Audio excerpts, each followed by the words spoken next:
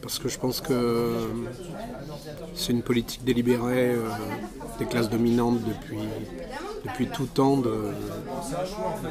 d'ostraciser le peuple et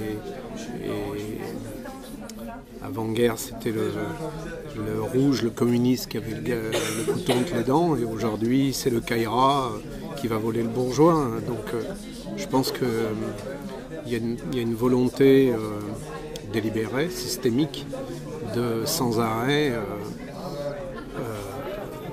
rabaisser le peuple et de montrer qu'il ne produit rien, donc qu'il n'a pas de culture, que c'est... Et moi, dans mon dernier film, 93 La Belle Rebelle, ce qui m'intéresse justement, c'est de démarrer en 60. Il y a un concert Place de la Nation en 63, 21 juin 63, où en fait, quand on lit la presse, on est sidéré. C'est les mêmes termes qu'aujourd'hui. Et c'était des blousons noirs bien blancs, voilà. Et où on dit que c'est des barbares qui mettent en danger la nation. Donc on voit que ce thème de sans arrêt traiter les classes populaires de voyous, de racailles, de sauvageons quand c'est la gauche qui est au pouvoir, est en fait une constante et moi je trouve ça en même temps terrible parce qu'une société qui a peur de sa jeunesse, elle va au casse-pipe. Enfin, et pourtant c'est bien ce qu'on voit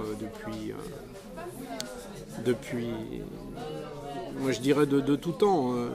Peut-être que je le ressens plus parce que quand j'étais à l'usine, c'est vrai que pour les ouvriers, il y a le fait que leur travail soit sans arrêt dévalorisé et qu'en gros le père ne veuille pas que son fils fasse le même travail parce qu'il a honte de son travail, il a honte de ses mains et je trouve que la première des choses pour nous, enfin, c'est de revaloriser, redonner du sens à la culture ouvrière, redonner du sens, de dire voilà, rendre de la fierté de classe.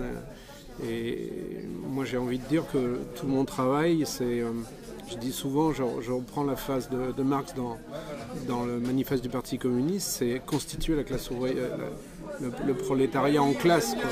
C'est-à-dire redonner, montrer que c'est une force qui a d'autres valeurs que de faire une délimitation. Et justement, tout ce qui émane de cette créativité qui est liée à des espaces opprimés, il est hyper important de le valoriser.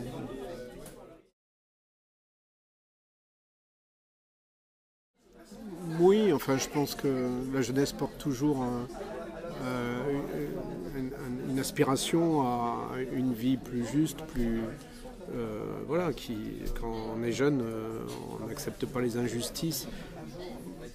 Ce qui est dommage sans doute, c'est que à force d'être battu par la vie, quand on a un certain âge, on devient blasé ou on accepte l'inacceptable. Je pense que la jeunesse a toujours été porteur de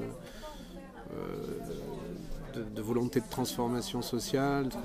Et donc je trouve que le fait que la culture hip-hop justement permette à une jeunesse et de parler avec d'autres mots que ceux de celui qui nous opprime, c'est-à-dire avec son corps.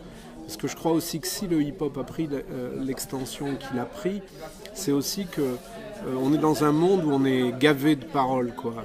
C'est pas par hasard que le hip-hop a démarré en 84. C'est la gauche qui est au pouvoir et on est gavé de grandes phrases et on n'y croit pas. Et du coup, le corps dit ce qu'on n'arrive plus à dire avec les mots parce qu'ils nous ont pris tous nos mots, quoi. Et voilà, donc je pense que ce qui est vraiment intéressant dans le hip-hop, c'est que ça permet à la jeunesse d'affirmer sa différence, d'affirmer que voilà, elle existe avec d'autres valeurs, d'autres envies, d'autres façons de parler, d'autres façons. C'est pas par hasard aussi que le problème du langage. Pourquoi il y a une telle invention des mots en banlieue? C'est que c'est aussi qu'on ne veut pas parler le langage de l'oppresseur. On veut avoir son langage à soi. Moi, quand j'étais à l'usine, les copains arabes, ils parlent arabe pour pas que le chef comprenne. Et les copains africains, pareil. Et donc, je trouve qu'il y a ce même phénomène à travers la banlieue. Et moi je trouve que ce qui est formidable, c'est justement ce jonglage avec les mots qui du coup réinvente la langue.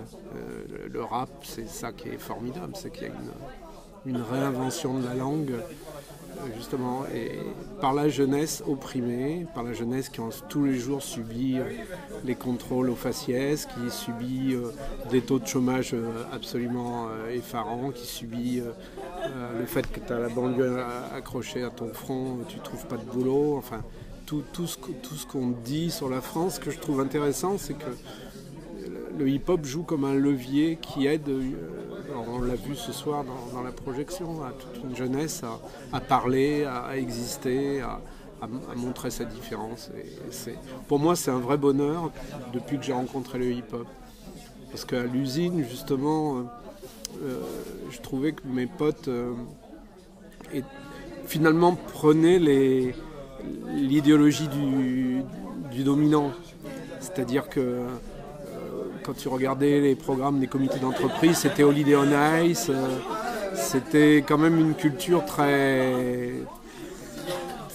Enfin, la culture de tout le monde, quoi. C'est-à-dire, je trouvais que les barrières de classe s'estompaient.